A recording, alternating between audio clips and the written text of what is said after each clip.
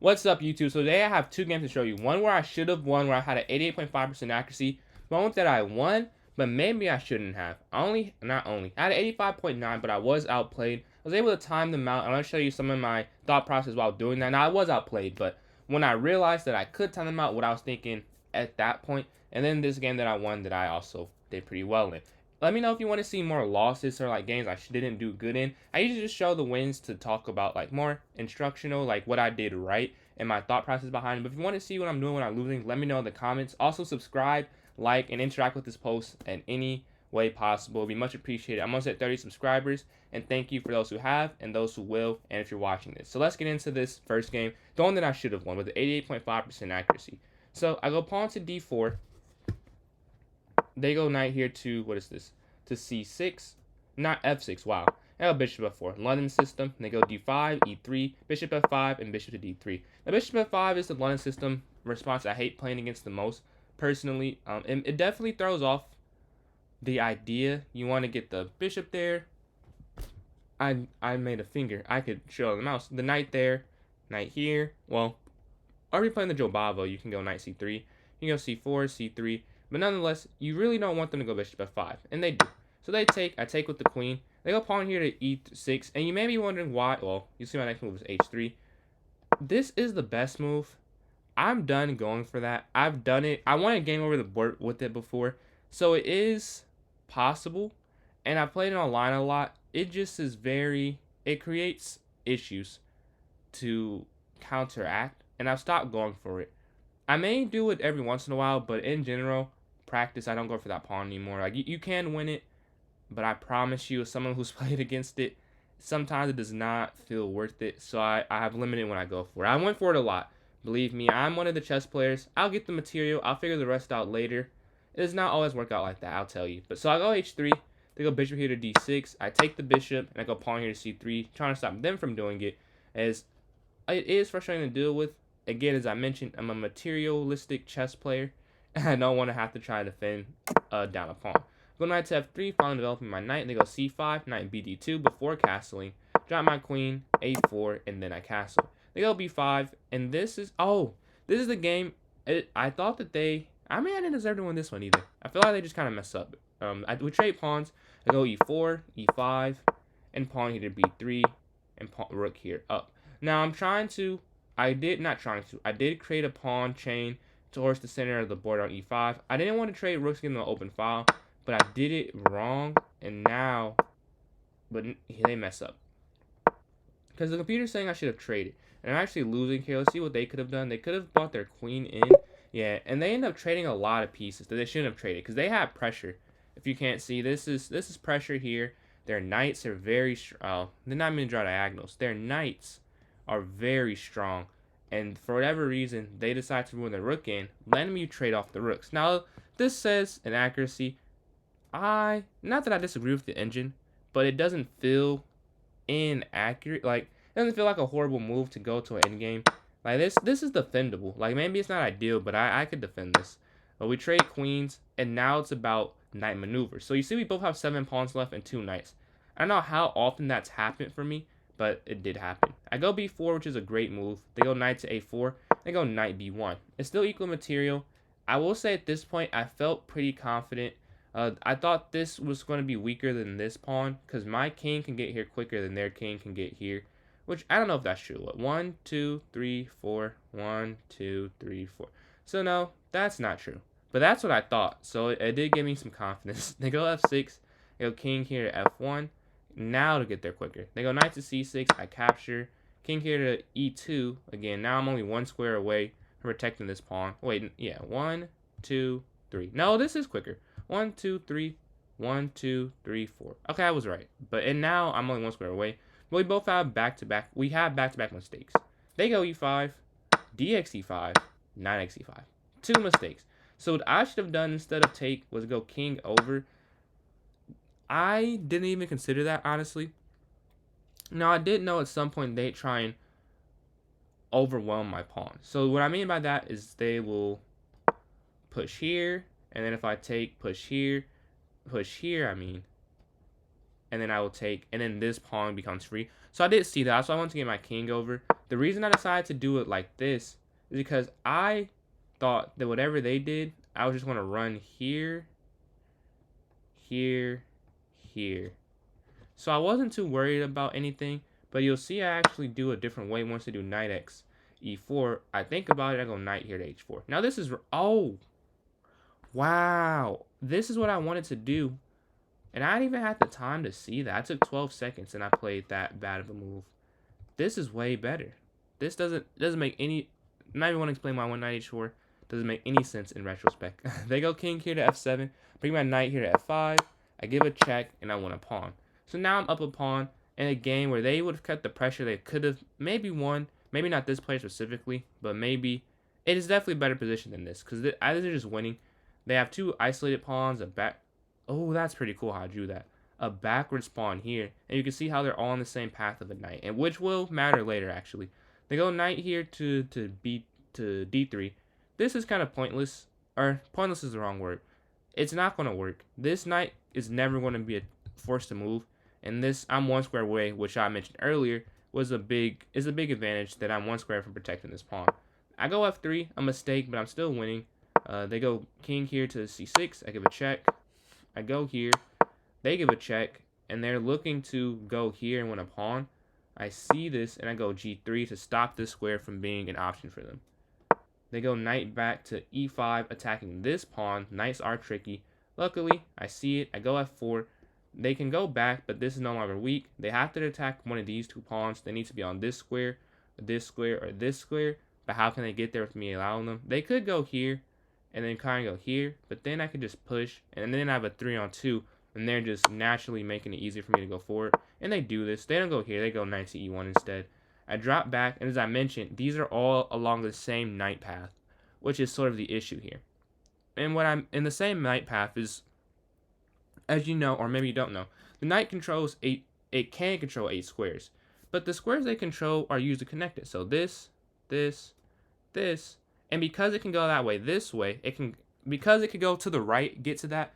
It can also do something similar to the left, where it could get to a square 2 different directions, which is sort of the issue in their position, because here they go forward, I have a check, because they could have attacked this pawn from here or here. So when I went here, I'm attacking this square for this and this square for that pawn. So they have to choose one to get rid of. There was another pawn, and now same knight path. This is attacked. This is attacked. Maybe here was better with their pawn, but at this point, 2 pawns is more than enough to win the endgame. They go knight here for a check, drop my king down, just so there's no lasting issue. I also tried to trap it a little bit. I thought I did for a quick second, but they have knight to a1. I mean, it's not like that. It's like woohoo. Like they saved it, but now I get another pawn. I couldn't decide which one to take. Well, obviously I decided. It took me 7 seconds, and I took more time than I wanted to here. I wanted to put pressure on the clock. I decided against this because I thought that if they push, there's something, like very small chance, but I want to make it as easy as possible for myself. So I decided to take this pawn, so there's no pawn break, and I can just run this pawn down the board. And this is also protecting this. Nope. It's also protecting this. They bring their knight here for a check. I go with my king, and I just start running these pawns down the board. And after here, they just decide to, do they resign? No, they run out of time. But it didn't really matter. This is hanging. I was going to do this if they push. It's just too many passed pawns for them to do anything about it, really. But yeah, thank you for watching. I hope you could enjoy. Oh, no. I have another game. Excuse me. I wish I could edit, but I can't take that out. But no, I have another game. That's the first game. This is the second game. I should not have won this game, I would say. Well, on the chessboard, it is a blitz game, and I out-tied them, which is a very different feeling for me. Well, recently, I am usually over the board, and historically, obviously, my history is not documented, but I'm telling you, I'm usually a very fast player. However, recently, since I took a break from chess with a college semester, I've come back and not been very fast. Like, I'm okay, but my quick thinking is not back yet, and I'm working on getting that back. So this is a game where I did get it back. It wasn't good thinking, but it was quick thinking. So I got to get them to mesh together to have good and quick thinking.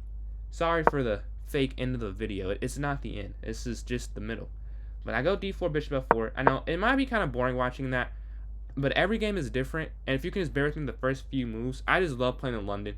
It is a very solid opening. No people say it's boring, but that's the type of chess player I am. I'm very positional. I can do tactics, and it's not that I'm bad at it, but I'm much because e4 is a more confrontational beginning opening. d4 is peaceful. d4 is I want to get my opening off and then go for something. So that's what I prefer to do. It's worked for me so far, so I'm gonna keep doing it. But they go queen to b6, as you see, already a different London. I go knight here to f3, the queen drops back, and knight b to d2. I go bishop e2, rook here to b8, pawn to a4, which is an inaccuracy, and they take, I take, and bishop. Now, I sped through is none of that was very interesting to me. They go e5, I capture, they capture, I capture, queen captures, knight's f3. And this is where the game gets to familiar territory for me. Well, it's all been familiar, but in terms of a middle game, I've seen something similar before, except the rook is not there. So I feel confident, and once they go to move the queen in, I'm like, okay, I'll go for a queen trade, which wasn't the best move. I should have moved my knight here to blockade their isolated pawn, but I don't do that. I capture the queen. Oh yeah, this is a very bad move. This is more than just, this makes no sense. Why did I do that? I don't know why I did that, because now it has a potential protector. Huh. Yeah, that was a bad move. That was a pretty bad move. The reason you don't want to do that, you want to keep their pawn isolated. It is, saying it's a weakness feels, depending on the position, it's a weakness. In this position, it was a weakness. But there are times where I intentionally get an isolated pawn, and it is the best move. I'll try and show one of those games. I don't know where it's at off the top of my head, but I have some. But I go knight d4, this is the best move. Centralizing, attacking the square, attacking here. And if you look at the, I'm still getting used to drawing with the mouse. But if you look at the time here, we're still pretty equal. It's not till later that I have a time advantage. They go bishop g4, I go bishop b5 check, when knight here. Oh wow, you attack that square. Yeah, that's definitely a miss. I go to the right square with the wrong piece. Bishop drops back, we capture, and we're still equal. So maybe wondering how I ever get a time advantage. They go pawn here to g6, and this person also said they report me if I cheat. One, I stream all of my games, and they wouldn't know this, but I stream all of my games, and I'm just not that type of like, I'd rather lose than cheat. Like I do not, that type of win is not a win to me. Like I hate that. And they said, oh, they reported me because I beat them on. They out accuracy'd me. Like if anyone cheated, they would have been the one who cheated. But I don't think they cheated. Like neither of us played on a cheat like level. I'm not. If I cheated, it wouldn't be 85% accuracy. I probably that would not be what happens. But I go rook f e1. They castle. I go pawn to b4, attacking their knight. They're looking to come in, but I don't remember. Do they? No, they go knight d7. They probably should have came in. Honestly, like, they're going to lose this pawn anyways, I'm pretty sure, so they might as well have gone on the attack, but they don't. I take the pawn, which is an inaccuracy, as it so often is in the end game. Usually the computer, when I take a pawn, is like, well, yeah, that's good, but you could have done X, Y, and Z. But they go knight here too. What is this? f6. I move my rook over. The only move that actually saves everything, because what they're looking at, as I mentioned in the last game, the chain of knight moves. They're looking at this, and then this. So, oh my goodness. And then this. Nope. And then this. Yes. Okay. I'm going to redraw that. They're looking at this. Here. Here. And then from this square, they're looking at here and here. There we go. That's what I wanted to do. Okay. So, when I go rook over, I do two things. I didn't know. No, pause. I do two things. I get out of the way of the knight attack. I protect this still. And when they do go knight to d5, I can go rook down, protecting. So that was the only move that worked to do everything, protect every pawn. They go rook here to e8, and at this point, I'm winning a lot. So I can't believe I get to losing position anyways. I drop my knight back, my king over, and very quickly, you'll see the eval bar has dropped down. Let's see where my huge mistake was. My huge mistake was doing this. I should have taken. I didn't know. I thought that taking was wrong, but it wasn't wrong. So I keep hitting play. They move their rook in. I move knight here to d4.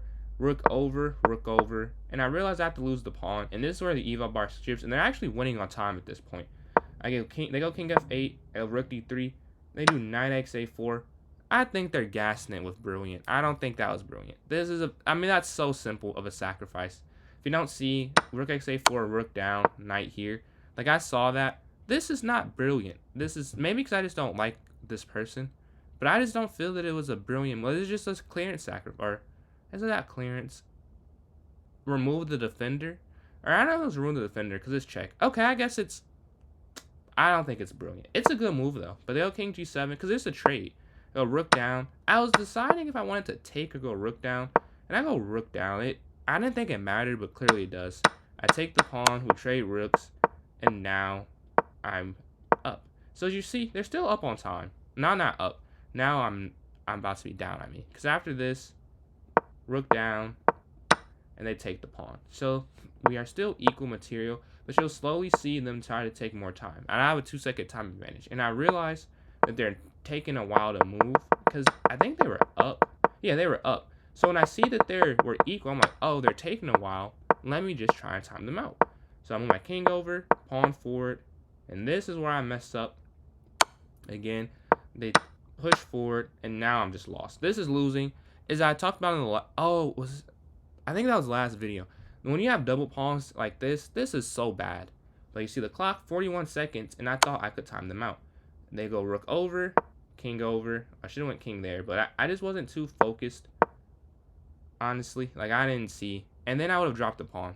Oh, I wouldn't have because I would have taken that. Some of the drawing techniques that happen are very interesting. You see I'm shuffling back and forth. They're at 20 seconds. This is completely lost. They've outplayed me, except it took them too long. So they have to win in 20 seconds. Wait. Oh, yeah. They ran out of time here. I don't know what they were doing. They didn't leave, which is the interesting part. Like, they were texting me or responding to me, and they said they reported me, like, right after this. So I was very interested that they ran out of time here, but they do. I thought this was a little more contested, like they get down, but they just use 16 seconds trying to figure out what to do here. Cannot believe it. So I didn't deserve to win as I mentioned, but I do get it. Thank you for watching. I hope you enjoyed my commentary, my chess analysis. Maybe I'm not better than you, or maybe we're the same, or whatever. But I hope you could enjoy my thought process on my thoughts. That's redundant. Hope you enjoy my thought process, or explaining my thought process, whether it was right or wrong. Just let you know what I was thinking in each moment of the game. If you enjoyed it, please subscribe. If you made it this far, I would like you to comment below what you would like to see. Like, do you want to see losses? Do you want to see 2 games in a video, 3 games, 1 game, and go like really deep dive? Do you want me to watch me learn something or try and teach something? I'm down to do whatever chess related. I love chess, so thank you very much and have a good one. I think I said that, but I'll say it again.